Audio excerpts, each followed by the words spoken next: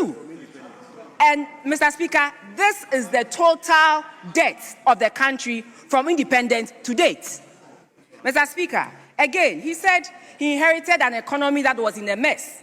An economy that was in a mess left 1 trillion of GDP as against 219 billion Ghana cedis in 2016.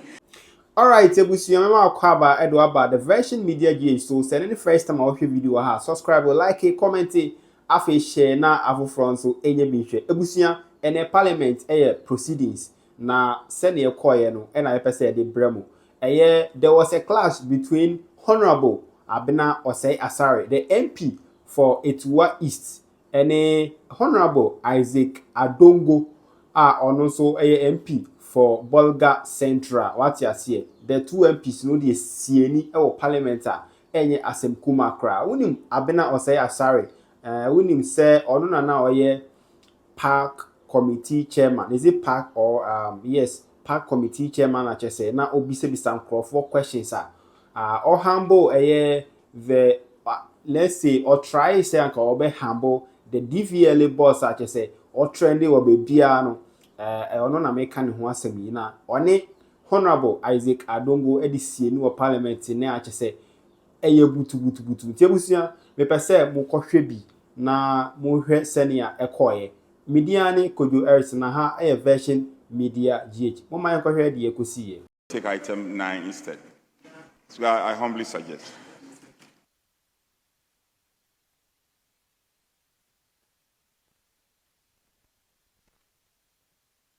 Yes, Majority Leader. Mr. Speaker, this small business that Speaker assigned Honorable Habib to perform, members are up in arms against him. This small business, at least allow Honorable Habib to also, chop some small posts. This is Speaker's committee. It's not Honorable Habib's committee. Honorable Habib is only trying to help Speaker out because Speaker is the chairman of the Committee of Selection. But given that we don't have enough copies for members, we will not belabor the point. We will go to item 9A, Mr. Speaker, so that we can commence the commentary on the budget statement and economic policy of the government for the year ending 31st December 2026. Mr. Speaker, the ground rules, I believe, have been agreed on. The number of speakers per day also agreed on. And the sectoral focus of the debate has also been agreed on. But I urge members that even as we have agreed to allow free flow of debate, let's also be factual in the debate. Because when you are not factual in the debate, it becomes difficult to allow you to proceed for the purposes of the records. This is the House of Records. And so when you churn out wrong figures in a debate, in as much as we want the debate to flow freely, you will find colleagues wanting to stop you so that they can correct the records. So I urge colleagues that in the debate, let's keep to the records. And if, you are clear on the accuracy of your records, I can assure you that members will not heckle you. So, Mr. Speaker, we can take item 9A. Yes. Speaker, I want the Majority Leader to be relaxed, especially when he's referencing records. We have copies of the budget, and we are going to play back your records to you. That's what we'll be seeking to do today and Friday. So don't believe it about records. Your records look beautiful on the face value of it, and we'll play those beautiful records to you. But allow the debate to flow. Let's allow the debate to flow. We on our side, we have a beautiful blend. We have wonderful members of parliament, first-time members who are eager to speak after perusing your budgets. After perusing your budget, so we have a wonderful blend, and you can't help it but just admire our side. So, Speaker, Majority Leader shouldn't be afraid. we will reference his records and we'll play back his records too. And happily, the finance minister was seated here. We want him to be in the house. The inaccuracies, we'll point the inaccuracies to him. Where we have to correct him, we'll correct him. So don't be afraid. Mr. Majority Leader, sit, relax in your seat, and enjoy the flight. Yes, Honorable Majority Leader. Mr. Speaker, I'm sure everybody knows who is likely to be afraid in this debate. And I'm sure that when it comes to records, everybody knows who will be running away from their records. Who will be running away from their records. So I'm just indicating that all sides, because we want the debate to flow. So members should make sure that they keep to the records. The records are known. They are in the various budget statements, government documents, and etc. And we want the debates to flow. But at the same time, we want accuracy so that we don't find a situation where we want to heckle each other. Thank you very much. Honorable members, we will now commence the commentary on the statement made by the Honorable Minister for Finance on the budget statement and economic policy of government for the year ending 31st December 2026. Majority Leader and the Minority Leader have given me an indication regarding those nominated to commence today. Honourable members, let me indicate that time has also been accordingly provided. So when I mention the honourable member's name, I would indicate the time. And I hope the timekeepers are up there to do all of us a favor. Honourable members, once your time is up, automatically your microphone will go off. I am not the one controlling the time. So let me hear Honorable Patricia Apiaje. Thank you very much, Mr. Speaker. Mr. Speaker, I'm happy that you've mentioned the issue of time. And I want to crave your indulgence that once you are seated and moderating the debate, I'd like to also ask that for the smooth debate to occur on this floor of Parliament, we require that there would not be unnecessary interruptions when speakers are making them, because each person will be given the opportunity to make your point at the appropriate time. So as much as possible, we must limit our interjections. And this is what the appeal I want to make to all. Thank you very much. That is why I believe the Majority Leader is admonishing all of us to keep to the rules. So I will start with the majority side by giving the floor to Chairman of the Finance Committee, Honorable Asik Adongo. You have 15 minutes. Thank you, Mr. Speaker. Mr. Speaker, it was refreshing to hear my Minority Chief Whip indicate that they will point out any inaccuracies. But what he did not say, that they will praise the President and the Finance Minister where they feel that the budget provides better hope than they have seen for many years in this House. Mr. Speaker, I want to thank the Finance Minister for delivering such an inspiring statement to the people of Ghana, and for the people of Ghana to have given the mandate to His Excellency John Dramani Mahama to refix the mess that this country has been known for 8 years. Mr. Speaker, we started 2025 with a budget that was saddled with a number of challenges to the economy. Mr. Speaker, just to recap, We were running an economy that nobody was willing to give us money because our predecessors had run this economy into a bankruptcy, and all the rating agencies had agreed that we were running a junk economy, and no investor gives money to a junk economy. So we had to navigate this problem and find a way to finance the development of our country without recourse to those who had previously given us $3 billion a year, and we still could not make use of it. Mr. Speaker, in addition to that, we inherited an IMF program that had derailed. We had missed most of the benchmarks that we needed to implement, and this government, even in the face of the lack of funding, had to work very assiduously to ensure that we brought the IMF program back on track. Mr. Speaker, the country was faced with significant fiscal and external vulnerabilities. We had an economy where, for so many years, we were running this economy as if there was free money from people, so we're not cutting our coat according to size. Mr. Speaker, we're very reckless, to say the least, in borrowing and in managing the fiscal space. Mr. Speaker, externally, we experienced serious heightened external vulnerabilities. And what that meant was that at some point in time, this country had only reserves that could last for 0.8 months, less than 2 weeks of reserves to manage this economy.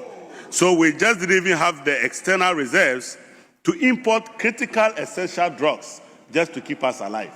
Mr. Speaker, this government had to deal with such a situation. Mr. Speaker, we were also facing serious monetary crisis. Inflation was all over the place. At some point, inflation in Ghana was 54%. Mr. Speaker, to put that in perspective, if anybody was to give you money, he needed to get a return that is slightly above inflation. So if inflation is 54%, it means that for somebody to give you money, you must give him 54% plus a margin to cater for a real return. So you could not borrow for less than 60% under the government that we inherited. Mr. Speaker, we also knew that the exchange rate was all over the place. For almost 8 years, we had borrowed on the market over $60 billion, and yet we could not manage the cedi. $60 billion was thrown at the cedi, but we ended up with the cedi being selling at 17 cedis. That was the situation that we inherited. Mr. Speaker, today, some people are complaining that this economy, we pumped in $1.4 billion and they have never heard it before. But they were comfortable to pump $60 billion into that economy and they never complained. But Mr. Speaker, it is a fact that we never pumped $1.4 billion into the economy. What we put into the economy was forex that was generated by the economy. Mr. Speaker, a very simple question. If you set up a gold board, and that gold board that you set up, our importers into the country go to the banks, and they say that they need let's say $250 million in 1 week to import goods into this country. You take that money and you say, gold board, can you buy gold with this money? Bring us the forex, so we give them the $250 million that they need to import. Is that money not emanating from the economy? Or gold is not for Ghana? So if you decide to use gold board to buy gold and you make it available to meet your auction in the market, that is not injection of funding into the economy. That is pure intermediation of forex. And people who call intervention do not know that there's what we call intermediation in the forex market. And so on the average, the gold board was delivering $1 billion into the economy to fund forex. And people cannot understand why we are able to hold the cedi, because we're getting $1 billion to do that. So my brothers who are all over the place talking about injection, intervention, please revise your note. We were simply intermediating with resources that were generated by the economy. Mr. Speaker, when we inherited this economy, cocoa for 6 months gave us only $500 million. Under the leadership of His Excellency John Dramani Mahama, cocoa delivered $1.8 billion in just the same period of 6 months. And I asked the question, so what do you want us to do with the $1.3 billion extra that we made? So if we give that money back to the economy, you say we have injected money. But what were you expecting? We should go and put those monies in our houses? Obviously, we don't need them in our houses. We need them to enable people get forex to import. And it is the reason we have been able to manage the forex, said that today you can actually get a dollar for less than 11 cedis. Mr. Speaker, having turned the corner and addressed these vulnerabilities, we are now moving to the next phase of the economy under the 2026 budget. Mr. Speaker, the next phase of the 2026 budget, we are intending that we will continue to hold the macroeconomic variables that we have worked so hard to improve. So, Mr. Speaker, in 2026, the inflation that you are seeing will begin to behave again. Mr. Speaker, interest rates are going to behave. Mr. Speaker, the exchange rate will behave because the people who are managing them are themselves behaving. And when you behave, the economic variables cannot misbehave. We were in a country where for 8 years, because of recklessness and lack of behavior on the part of those managing the economy, all that the variables knew was to misbehave. So inflation was misbehaving at 54%. Today, inflation is behaving because we are asking inflation stay within the medium-term band of 8% plus or minus 2, and they will continue to behave in 2026. Interest rates are behaving. Now we are able to lend and borrow at 14%. We will continue to make sure that interest rates behave around that figure. Mr. Speaker, the exchange rate has behaved. Everybody knows that. That today the exchange rate fears to go anywhere near 12 cedis, not to talk about 17 cedis. It will continue to behave under the new arrangement that we are putting together in 2026. Mr. Speaker, in 2026, we are going to see a drastic transformation of the Ghanaian economy. The big push is to create the enabling environment for us to renew our infrastructure and transform our economy. Mr. Speaker, the energy sector is going to see an improvement and transformation. We are going to build new power plants. Mr. Speaker, we are intending to solve the problem of fuel in the generation of energy. And as a result, the Minister for Energy and the Minister for Finance are working to ensure that we add another processing plant which will be able to create no less than 150 million standard cubic feet of gas. And that will be a transformation that the people of Ghana know. Mr. Speaker, there will be transformation in aviation.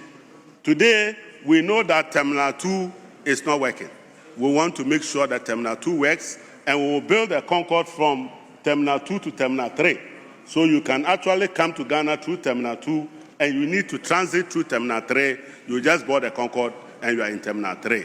We want to build a multi-story car park for those of you who miss your flight, because anytime you get there in the evening, you cannot get to the car park. We want to build multi-story car parks to ensure that when you are traveling, you have places to park your car and you will not be missing your flight again. Kojo, you will not miss your flight like you did the last time. Mr. Speaker, in addition to that, we want to make sure that we transform domestic aviation. So we will expand the Wa Airport, we will expand the Sunyani Airport, and we will build a new airport in Bolga. Mr. Speaker, that is the work that His Excellency is bringing to Ghana. Again, when our people arrive here and they need to rest, we want to put up a state-of-the-art hotel at the heart of Terminal 3 so that people can sleep there, take their flight, and go away like we do when we get to Ethiopia and we're able to sleep in Addis Ababa. Today, we want to do that here, and it takes His Excellency John Dramani Mahama to do that for the people of Ghana. Mr. Speaker, we want to spend on social services. We want to improve education. Mr. Speaker, free SHS is good, but what we have forgotten is that if you are having student enrollment of 200,000 and you are using the same infrastructure and school enrollment increases by 3-4 to 600,000, you must provide more schools, you must provide more educational infrastructure, you must provide more dormitories, and you must be able to improve teaching and learning to accommodate the expanded numbers. As we speak today, His Excellency has declared that by the time he leaves office, there will be no grade 1, grade A, grade B, grade C schools. All of them will be schools of Ghana, and we will upgrade all of them to a level that we are proud to send our children to. So if you get up and you go to a grade C school, there's no difference between a grade C school and a grade B and a grade A school. And by doing that, we are expanding the funding to Ghana Education Trust Fund, the GET Fund. Mr. Speaker, in this country, they were using GET Fund to go and borrow money called Dachi bonds. So when we gave the Ghana GET Fund 3.4 billion Ghana cedis, GET Fund would take 1.2 billion to go and service debt and be left with only 2.4 billion. As a result, we were not able to build more schools. We were not building more basic schools. Today, we are giving GET Fund 9.9 billion Ghana cedis. That is a transformation that will lead to improvement in the provision of quality schools in our communities. Mr. Speaker, we are also aware that there are children with learning difficulties, and we want to make sure that those children get free education. So kids that are learners that have disabilities, our kids that are in the special schools are going to be given a special place and a special funding. But Mr. Speaker, again on social spending, we have decided that we will provide funding to support the Mahama Cares. The Mahama Cares is the game changer in making sure that communicable diseases are addressed in our country. And 3 billion Ghana cedis is provided in this budget to ensure that we are able to support the work of the Mahama Cares. Mr. Speaker, we are also improving the funding to the NHIA with the objective of making sure that NHIA and the Ministry of Health can retool most of our hospitals. Mr. Speaker, if you go to our hospitals today, most of our diagnostic equipment are dead. MRIs are not functioning, and you have a difficulty getting a medical doctor prescribing to you because he does not know what is wrong with you. We need to be able to improve our diagnosis systems, and the government of Ghana, under his leadership, John Dramani Mahama, is going to retool all those facilities and provide enhanced capacity to do diagnostics in our hospital. Mr. Speaker, our security services are going to be retooled. Part of the transformation is that we want to ensure that our fire service, which is almost moribund, go there and see our fire tenders. They are not functioning. When you have a fire outbreak, it is better to look for a bucket than to be calling the fire service. Because when you call the fire service, they will come and join you to watch the fire burn because they don't have capacity. We are procuring more fire tenders so that our firemen will fight fire instead of watching fire. And that is what we are doing for our firemen. Mr. Speaker, we are collaborating with the private sector. We are collaborating with the private sector to ensure that in 2026, we put together a framework that allows the fire service, together with the private sector, to begin to develop capacity for our high-rise buildings that are coming up. Imagine somebody is on the 18th floor of the Bank of Ghana office, and there's a fire outbreak there. What will happen to them? We want to be able to provide that capacity so that we can fight fire on our high-rise buildings that are emerging in the airport city and all over the place. So that is the work that we are going to do. Mr. Speaker, again, our security services. We want to retool the army, provide the army with capacity and the resources to be able to protect the external aggression that we may face in future. Anytime we don't have any external aggression, we tend to forget that the people who can save us is the army. We want to be ready to fight any aggression that we get to make sure that our Navy and our waters are safe. Honourable Member, conclude. Mr. Speaker, I thank you very much.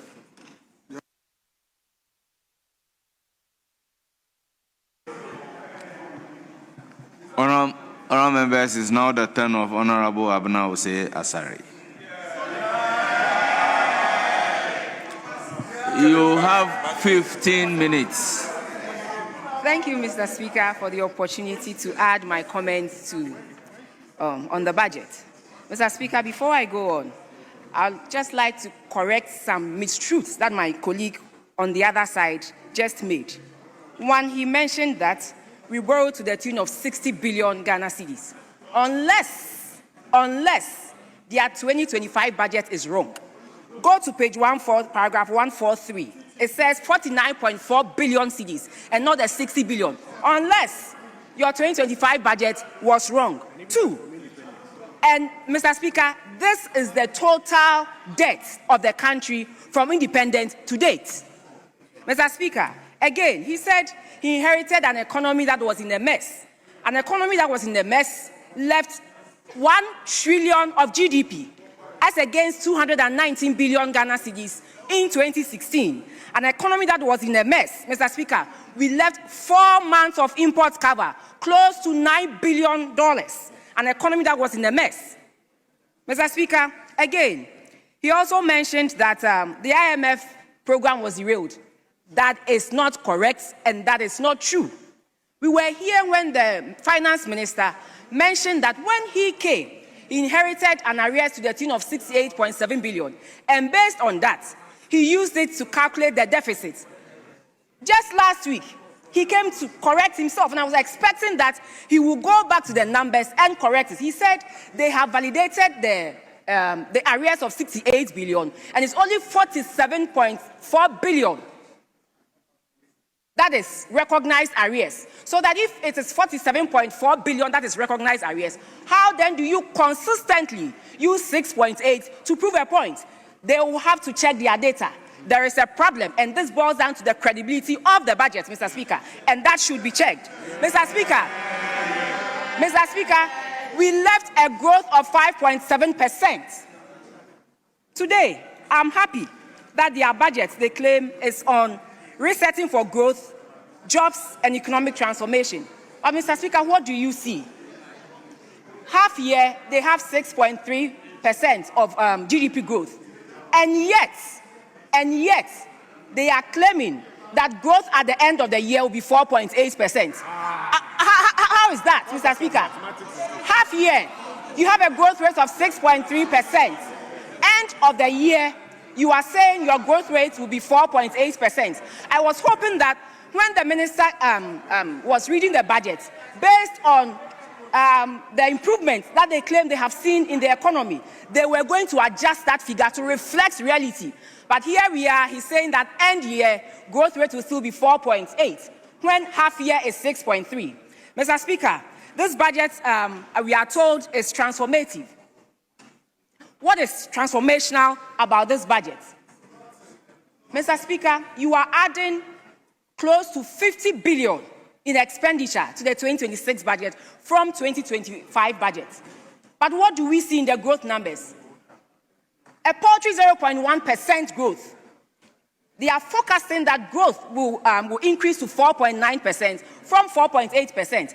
After the Nkukwan Kete, after the 200 schools and machinery and all the things they are saying they are going to do, Mr. Speaker, it is not reflecting in the growth. I'll take you to paragraph 41 of the budget, table 4. Mr. Speaker, look at the ECOWAS sub-region growth rates and look at the growth rates of Ghana. These are countries that we are on the same level with. Benin will grow at 7% in 2025, and then in 2026 grow at 6.7%. Mr. Speaker, Burkina Faso will grow at 4% in 2025, and in 2026, 4.8%. Cote d'Ivoire, very close to us, on the same level, will grow at 6.4%. Here we are, Ghana, 4.8%. And adding an additional 50 billion in expenditure, you are growing at 4.9. When half year, you claim you are doing 6.3. Mr. Speaker, the numbers are not telling that story. It is not adding up. So, Mr. Speaker, if you tell Ghanaians that this budget is focused on, and yet your growth numbers, what you are hoping to achieve with all the inputs that you are putting in, clearly there is something wrong, and they ought to recheck the numbers again. Mr. Speaker, but you must ask yourself, why do we see a dip in industry numbers? Industry fell from 7.1% to 3.2%. Mr. Speaker, do you know why? It is because of the 1D, 1F that has been cancelled and other growth opportunities that have been taken away from the budget that needed to be continued to make sure that we propel the growth that we had already begun, because we closed growth at 5.7 in 2024. So, Mr. Speaker, it is the numbers that they have channeled that I'm speaking to. Yes. And so our majority leader will note that it is the numbers in the book that we are speaking to. And Mr. Speaker, let me also look at, let's look at infrastructure. Mr. Speaker, the reason why we are not seeing that growth is because of infrastructure. Mr. Speaker, every infrastructure is infrastructure. So that you cannot tell us that the Accra-Kumasi road will be done in 2027 and that you have funds to do other equally important roads that you haven't even begun. But here we are, the Accra-Kumasi road. People take 8 good hours from Accra to Kumasi. Lots of working time, business time, economic time, Mr. Speaker. And so we have Accra-Kumasi. It is to a certain rate. And we are asking, every infrastructure is infrastructure. Why don't you complete that one? And yet you are asking us, you will do so in 2027, Mr. Speaker. If this budget is a budget of growth, then they should look at this because it is also very, very important. Mr. Speaker, one other thing that the teaming youth keep asking, not where is the 24-hour economy you promised us? You promised Ghanaians 1 job, 3 people, 3 shifts. You promised Ghanaians 1 job, 3 people, 3 shifts. Where is it? Clearly, Mr. Speaker, when you look at the funding in the budget, on one page it says 90 million. On another page it says 110 million. So this is what I'm speaking to. Even the numbers in the budget are not adding up. Mr. Speaker, if this is dear to your heart and the theme of your budget is growth, jobs and economic transformation, and the 24-hour economy which says 1 job, 3 people, 3 shifts, you are putting just 110 million or 90 million, then clearly you are just speaking to it and not actually making sure that it happens. Mr. Speaker, here we are, we claim, we all see the menace of Galamsey. But Mr. Speaker, it also has to do with the issue of joblessness. In as much as we're trying to reduce the menace of Galamsey, Mr. Speaker, the youth were promised jobs. The youth were promised jobs. So, Mr. Speaker, I expect us to do more. And if the theme of the budget says growth, jobs and economic transformation, then the numbers here are not telling that story. Because after all said and done, it is the numbers, it is the money, the allocation that you put into it that will see to the implementation of your policy. So, Mr. Speaker, that has also been found wanting. And then, Mr. Speaker, there's another important thing that I believe that we should all avail our minds to. Mr. Speaker, that has to do with the fight against illegal mining, popularly known as Galamsey. Mr. Speaker, in the same budget, paragraph 1009, the minister said that the devastation caused by illegal mining has gone far beyond economics. It threatens our survival. That is what the minister said. It threatens our survival. So, Mr. Speaker, if something threatens your survival, what are you supposed to do? You are supposed to fight it to make sure you survive. And how can you fight it when with a ministry of 2.1 billion budget, you only give the agency to fight it 150 million Ghana cedis, Mr. Speaker? 150 million Ghana cedis out of the 2.1 billion budget given to the Ministry of Lands and Forestry. Mr. Speaker, when I compare it to the total budget, when you take out your compensation and you compare it to the total budget, 150 million, you compare it to the total budget, the contribution is 0.003%. 0.003%, Mr. Speaker. So how can you say that it goes beyond economics and it threatens our survival? If you put such an amount in there, are you telling Ghanaians that you are fighting it, or you are just putting out words and playing with Ghanaians? Mr. Speaker, like I said, the Galamsey issue also has to do with jobs. And so we were thinking that beyond that, government was going to put some monies into the alternative livelihoods so that you can take them off the Galamsey and find some jobs for them to do. Mr. Speaker, in this same budget, you look at the monies that were allocated to the alternative livelihoods, just 35 million Ghana cedis. Just 1% of the 2.1 billion Ghana cedis under Ministry of Lands and Forestry. Now, Mr. Speaker, we all know, the minister has also quoted, that this threatens our survival. Our major rivers are recording very high turbidity levels, and which is far above the WHO guidelines for safe drinking water.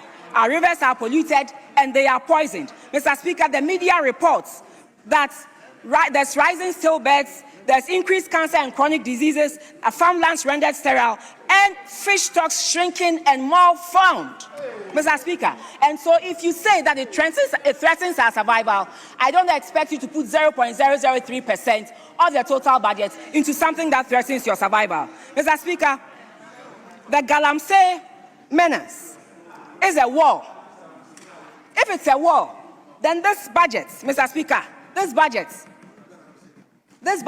is telling us that it's like we are in a battlefield with plastic chairs instead of armors to fight and make sure we win this. Because if you send 150, which is 7% of the total budget of the Ministry of Lands and Forestry, and 0.003%, then clearly it is not a matter of survival. It is just a matter of words.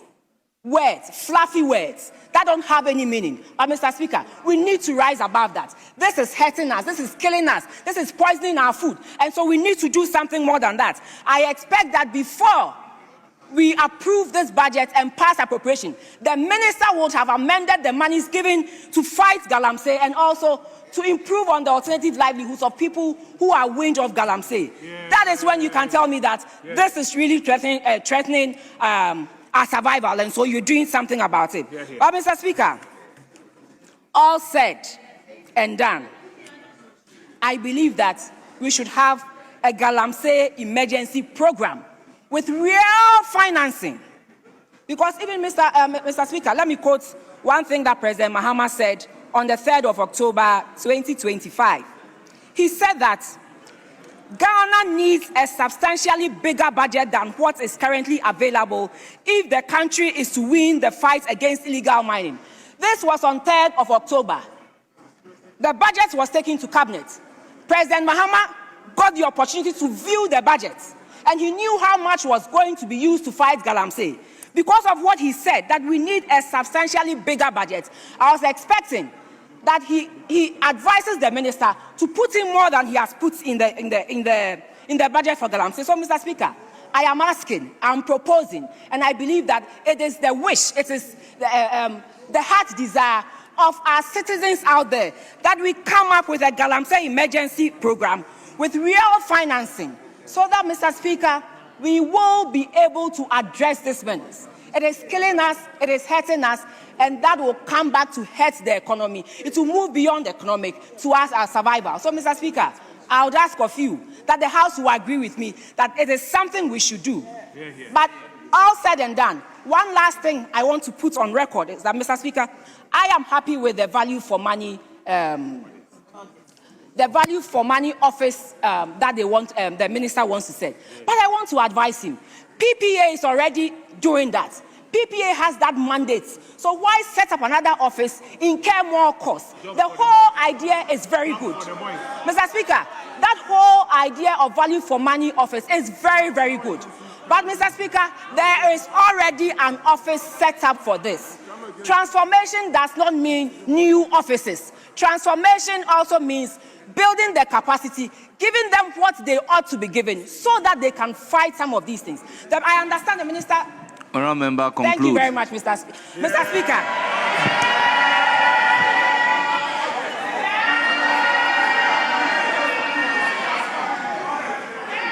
Honourable members,